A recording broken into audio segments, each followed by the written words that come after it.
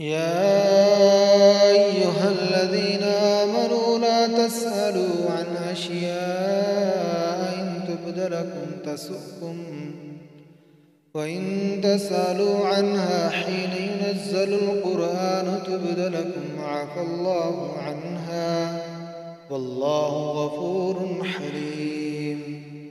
قد سألها قوم من قبلكم ثم أصبحوا بها كافرين. ما جعل الله من بحيرة ولا سائبة ولا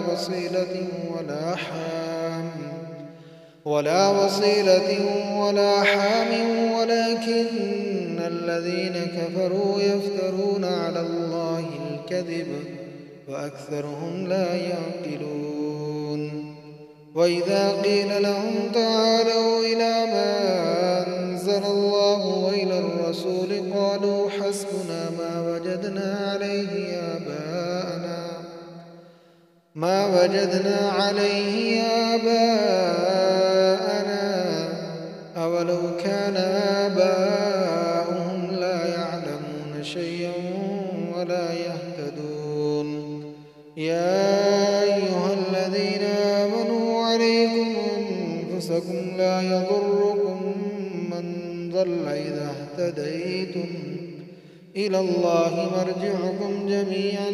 فينبئكم بما كنتم تعملون. يا أيها الذين آمنوا شهادة بينكم إذا حضر أحدكم الموت حين الوصية اثنان ذوى عدل منكم أو آخران من غيركم إن أنتم ضربتم في الأرض فأصابتكم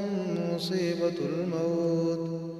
تحبسونهما من بعد الصلاة فيقسمان بالله إن ارتبتم لا نشتري به ثمنا ولو كان ذا قربى ولا نكتم شهادة الله إنا إذا لمن الآثمين. فإن عثر على أنهما استحقا إثما فآخران يقومان مقامهما من الذين استحق عليهم الأوليان فيقسمان بالله لشهادتنا أحق من شهادتهما وما اعتدينا إنا إذا لمن الظالمين. ذلك أدنى أن يأتوا بالشهادة على وجهها أو يخافوا أن ترد أيمان بعد أيمانهم واتقوا الله واسمعوا والله لا يهدي القوم الفاسقين. يوم يجمع الله الرسل فيقول ماذا أجبتم قالوا لا علم لنا إنك أنت علام الغيوب. إذ قال الله يا عيسى ابن مريم اذكر نعمتي عليك وعلى والدتك إذ أيدتك بروح القدس تكلم الناس في المهد وكهلا وإذ علمتك الكتاب والحكمة والتوراة والإنجيل وإذ تخلق من الطين كهيئة الطير بإذني فتنفخ فيها فتكون طيرا بإذني وتبرئ الأكمه والأبرص بإذني وإذ تخرج الموتى بإذني وإذ كففت بني إسرائيل عنك إذ جئتهم بالبينات فقال الذين كفروا منهم إن هذا إلا سحر مبين. وإذ أوحيت إلى الحواريين أن آمنوا بي وبرسولي قالوا آمنا واشهد بأننا مسلمون. إذ قال الحواريون يا عيسى ابن مريم هل يستطيع ربك أن ينزل علينا مائدة من السماء قال اتقوا الله إن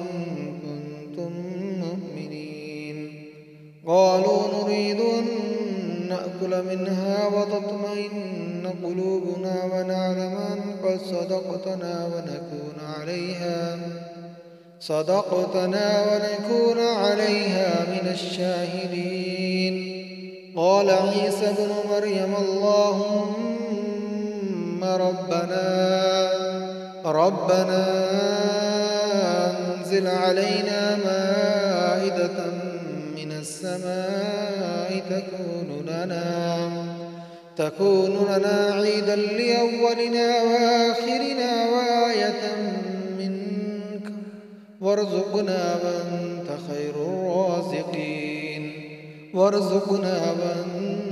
خير الرازقين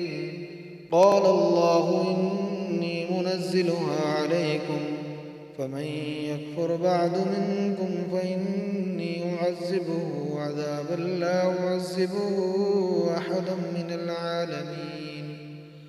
وإذ قال الله يا عيسى ابن مريم أنت قلت للناس اتخذوني وأمي إلهين من دون الله قال سبحانك ما يكون لي أن أقول ما ليس لي بحق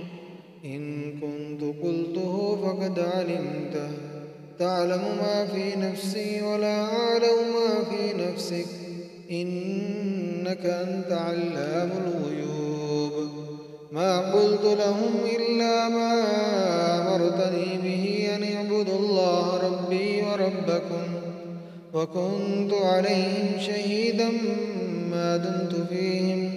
فلما توفيتني كنت أنت الرقيب عليهم وأنت على كل شيء شهيد إن تعذبهم فإنهم عبادك وإن تغفر لهم فإنك أنت العزيز الحكيم قال الله هذا يوم ينفع الصادقين صدقهم لهم جنات تجري من تحتها الأنهار خالدين فيها أبدا رضي الله عنهم ورضوا عنه ذلك الفوز العظيم لله ملك السماوات والأرض وما فيهن وهو على كل شيء قدير